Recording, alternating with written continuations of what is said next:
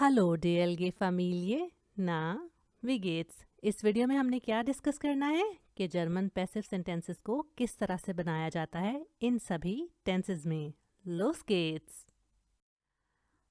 अगर हम passive sentences की बात करें तो हम कंपेयर कर सकते हैं कि जर्मन में किस तरह से पैसिव बनते हैं, हमारी अपनी लैंग्वेज में कैसे बनते हैं, या फिर उसको हम इंग्लिश के साथ भी कंपेयर कर सकते हैं।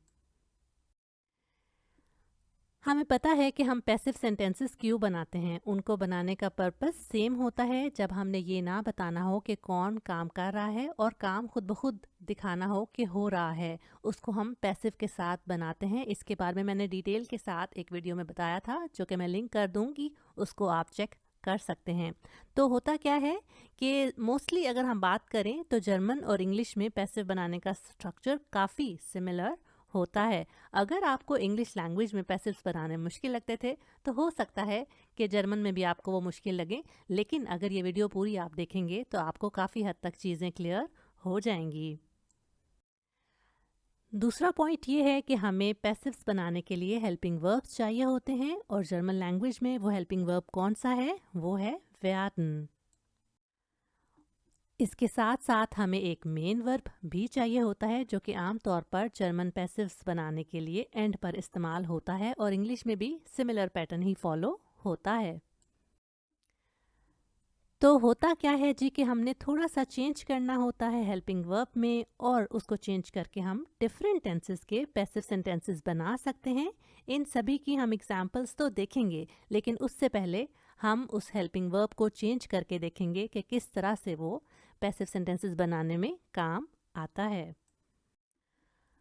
अगर आपको याद हो तो मैंने रिसेंटली एक वीडियो बनाई थी जिसमें मैंने werden के डिफरेंट यूजेस डिस्कस किए थे। तो उसमें हमने नॉर्मली इस टेबल को देखा था, लेकिन इस टेबल को हम थोड़ा सा मॉडिफाई करके देखेंगे कि पैसिव्स किस तरह से बनते हैं। तो जैसे कि हमें पता है कि कोई बंदा काम नहीं कर रहा होता, पैसिव में क्या होता है कि काम खुद ब खुद हो रहा होता है। तो उसके लिए हमें क्या देखना होता है कि या तो एक चीज़ है या ज़्यादा चीज़ें हैं, उसके मुताबिक हमें चेंजेस लाने होते हैं। अगर हमने प्रेजेंस का बनाना है तो हमें विर्ट और werden चाहिए होगा। प्रेटेगिटुम का बनाना है तो वुडे और वुडन चाहिए होगा। परफेक्ट के लिए इस्ट worden और जिंट worden, और फुटुआ आइंस के लिए विक्ट werden और werden werden। अब आप सोचेंगे ये दो दो कैसे आ सकते हैं?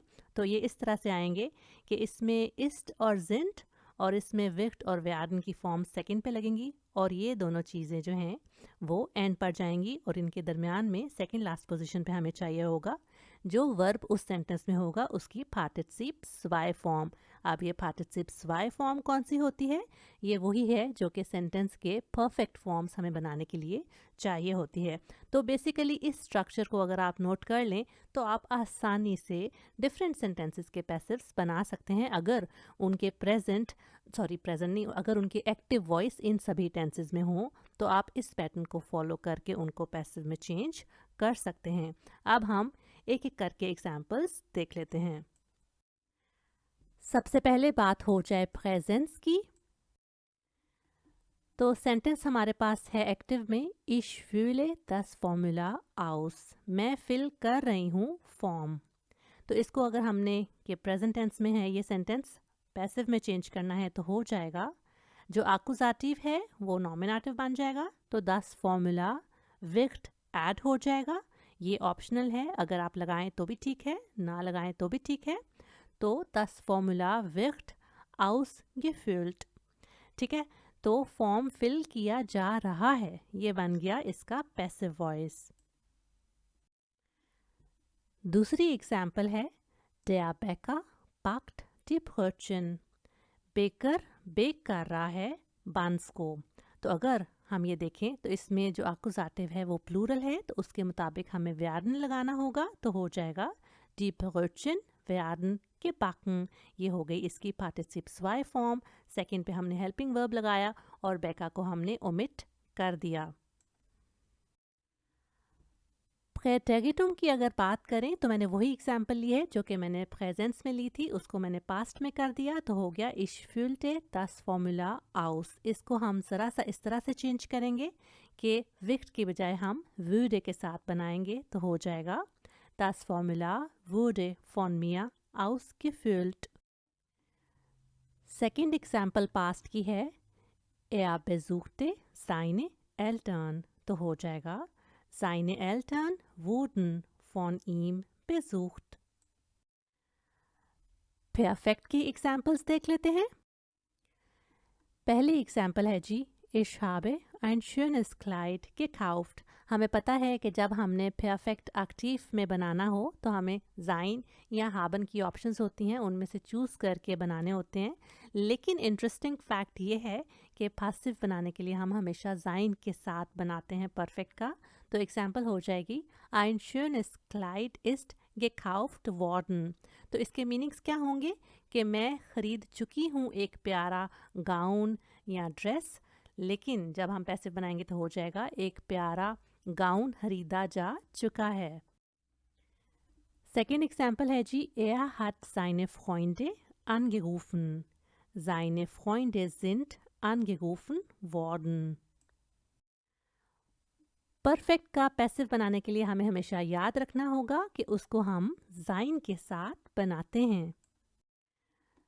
और दूसरी चीज़ जो हमने याद रखनी है वो ये कि इसको हम वार्डन के साथ बनाएंगे और geworden के साथ नहीं, जैसे कि हमने सबसे शुरू में टेबल में देखा था। अब बात हो जाए Futur 1 की। Zum Beispiel, ich werde morgen einen Kuchen backen.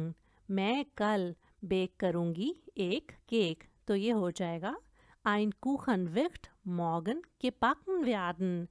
कल एक केक बेक किया जाएगा। इसी तरह सेकेंड एग्जाम्पल है, Der Arzt wird die Frau operieren. Doctor operate करेगा औरत को, तो हो जाएगा Die Frau wird vom Arzt operiert werden. क्या अब तक जो सारे रूल्स हमने डिस्कस किए हैं आपको याद हो गए हैं? अगर हाँ तो ठीक है, हम एक्सरसाइज पे चलते हैं, और अगर नहीं हुए तो आप वीडियो को दोबारा से एग्जाम्पल्स को देख सकते हैं और उनको पक्का कर सकते हैं, और उसके बाद ये एक्सरसाइज सॉल्व करके मुझे बताइएगा, जो कि ये है, Ich lade meine Freunde zum Abendessen ein. Der Mechaniker reparierte mein Auto. Lena hat das Fenster geöffnet. Er bezahlt die Rechnung sofort. Das Handy wird man sicher wiederfinden. ये मैंने डिफरेंट टेंसेस के लिए हैं। Viel Glück. क्या आपने answer solve कर लिए हैं? क्योंकि जब तक हम प्रैक्टिस ना करें उन रूल्स की जो कि हमने याद किए हों, तब तक वो पक्के नहीं होते। अगर कर लिए हैं तो अपने सॉल्यूशंस मैच कर लें, जो कि ये हैं। जाते जाते कुछ एंड रिमार्क्स। सबसे पहले तो हमें ये देखना है कि अगर हम जर्मन में फ्लुएंट होना चाहते हैं तो पहले हमें एक्टिव टेंस के सारे सेंटेंसेस को बनाना आना चाहिए, उसमें फ्लुएंसी होनी चाहिए। उसके बाद फिर हम पैसिव बना पाएंगे और उसके बाद उनको कॉन्फिडेंटली बोल पाएंगे। और अगर आप ये सोच रहे हैं कि ये कुछ अजीब से हैं और डिफ़िकल्ट लगते हैं, कैसे हम इनको बोलेंगे, कैसे समझेंगे, तो अच्छी बात यह है कि हमें स्पोकन के लिए सिर्फ प्रेजेंट और पास्ट का पासिव बनाना आना चाहिए, क्योंकि यही अगर स्पोकन में यूज़ किए जाएं तो बोले जाते हैं। और जो बाकी हैं जस्ट आप आइडिया ले लें ताकि लेज़ी फर्स्टर्न में आपकी हेल्प हो सके। अगर आप पैसिव सेंटेंसेस को याद कर लें कि कौन से टेंस में कैसे बनते हैं तो फिर आसान हो जाएगा और आप उनको समझ पाएंगे लिसनिंग में भी। और ऑब्वियसली लिसनिंग में अगर समझ पाएंगे तो उनकी सारी बातों की आप मतलब भी जान पाएंगे, जैसे कि कुछ सेंटेंसेस को हमने ट्रांसलेट करके भी इस वीडियो में देखा है। जब भी आप नेटिव जर्मन से बात करें तो नोट करें कि वो कैसे और कब पैसिव सेंटेंस को यूज़ करते हैं। पैसिव सेंटेंसेस को पक्का करने के लिए बहुत हेल्प कर सकती है क्या चीज़, कि आप ऑनलाइन एक्सरसाइजेस को सॉल्व करें। डिस्क्रिप्शन बॉक्स में डिफरेंट एक्सरसाइजेस जो कि पैसिव से रिलेटेड हैं उनके लिंक्स दिए गए हैं, जो कि आप चेक कर सकते हैं। ये वीडियो आपको कैसी लगी मुझे लाइक और कमेंट करके बताइए। अगर इसने आपकी हेल्प की है तो अपने लैंग्वेज लर्निंग फ्रेंड्स के साथ इसको ज़रूर शेयर करें। किन टॉपिक्स पर आप वीडियोस देखना चाहते हैं ये भी मुझसे शेयर कर सकते हैं। दोनों चैनल्स के लिंक्स दिए गए हैं, अगर चाहें तो सब्सक्राइब कर सकते हैं। मैं मिलती हूँ आपको नेक्स्ट वीडियो में। चीज़।